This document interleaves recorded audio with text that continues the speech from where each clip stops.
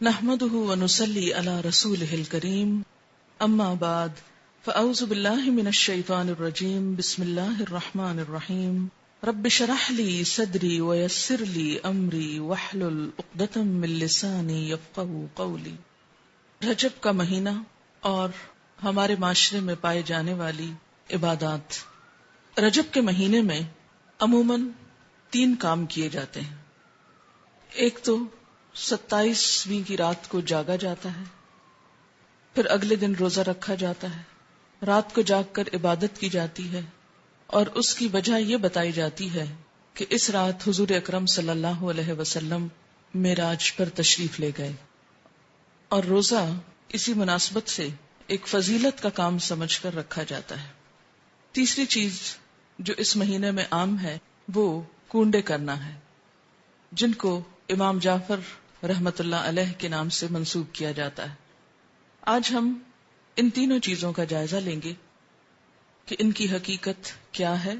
اور اس بارے میں ہمارا طرز عمل کیا ہونا چاہیے۔ رات کی عبادت، دن کا روزہ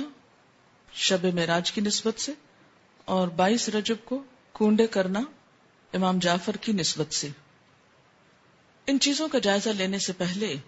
یہ بات ہم اپنے ذہن میں پھر سے دہرا لیں کہ دین دراصل وہ دین ہے جو اللہ سبحانہ و تعالی نے ہم کو دیا ہے،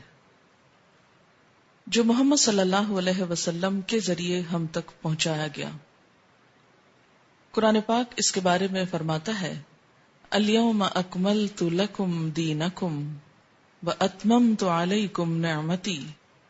وردیت لکم الاسلام دینا۔ آج میں نے تمہارے لیے دین مکمل کر دیا، تم پر اپنی نعمت کو تمام کر دیا، اور تمہارے لیے دین اسلام کو پسند کر لیا۔ اس سے یہ بات پتہ چلتی ہے کہ دین نبی اکرم صلی اللہ علیہ وسلم کے زمانے میں ہی مکمل ہو گیا تھا۔ عبادت کے نام پر کیا کرنا چاہیے اور کیا نہیں کرنا چاہیے، اس کا سورس یا تو اللہ کی کتاب ہے یا پھر حضور اکرم صلی اللہ علیہ وسلم کی سنت ہے، کیونکہ جب ایک مسلمان ہوتا ہے تو جو کلمہ وہ پڑھتا ہے وہ لا الہ الا اللہ اور محمد الرسول اللہ ہے۔ دین کے نام پر جو کام بھی ہم کریں گے اس کی اتھارٹی انہی 2 ہستیوں کی طرف سے ملنی چاہیے۔ ان کے بعد کسی انسان کو یہ حق حاصل نہیں، خواہ وہ کتنا بھی بڑا عالم کیوں نہ ہو، کتنا بھی ذہین کیوں نہ ہو، کتنا بھی سمجھدار کیوں نہ ہو، کہ وہ دین کے نام پر کوئی اور چیز انٹروڈیوس کرائے، کسی اور چیز کو رواج دے۔ اگر یہ حق دے دیا جائے تو دین میں طرح طرح کی نئی باتیں شامل ہو جائیں جو اصل دین کی جگہ لے لیں گی، اور دین کے نام پر بہت سا انتشار، اختلاف اور باہم عداوت جنم لے گی۔ یہ 3 عبادات، رات کا جاگنا، دن کا روزہ، اور اس کے بعد 22 رجب کو امام جعفر صادق کے نام پر کچھ پکانا اور دینا، یہ تمام چیزیں حضور صلی اللہ علیہ وسلم کے دور میں موجود نہیں تھیں۔ 27 رجب کی رات، جسے عموماً شب معراج کہا جاتا ہے، اس میں آپ صلی اللہ علیہ وسلم کو اگر معراج نصیب ہوئی، اگر کا لفظ میں اس لیے بول رہی ہوں کہ اس تاریخ میں بھی اختلاف ہے، سال میں بھی اختلاف ہے، اس کا ذکر میں بعد میں کروں گی۔ اگر آپ کو معراج نصیب ہوئی بھی اس رات میں، تو آپ صلی اللہ علیہ وسلم نے اسی رات جو مخصوص عبادت کی، اس کے بعد کبھی بھی ہر سال 27 رجب کو کوئی خاص عبادت نہیں کی، نہ ہی صحابہ کرام نے کبھی 27 رجب کی رات کو کوئی شب بیداری کی یا اس کی کوئی فضیلت بتائی۔ اسی طرح جہاں تک روزے کا تعلق ہے تو روزہ بھی سنت سے ثابت نہیں ہے،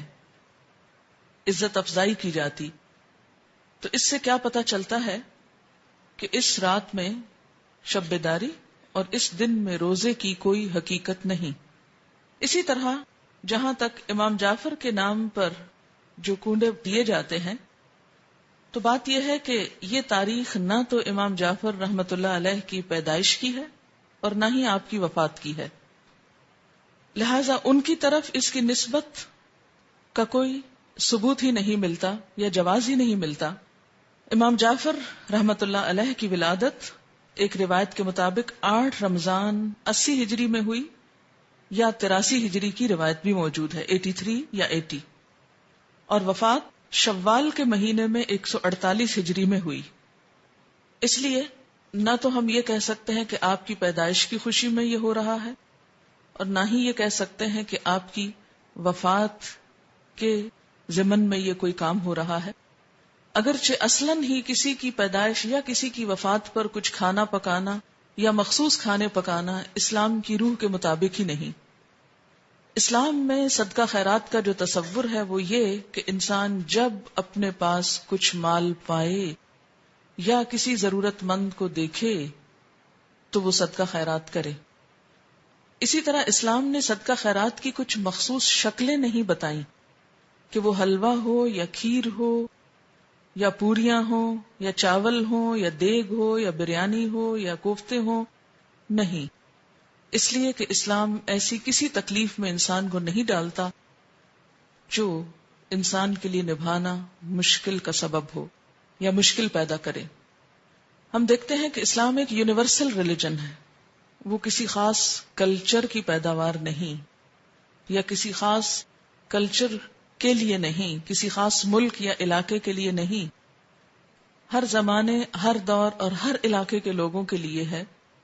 اور اس میں ایسے احکامات ہیں کہ جو ہر علاقے کے لوگ سہولت کے ساتھ کر سکیں۔ کئی معاشرے ایسے ہیں کہ جہاں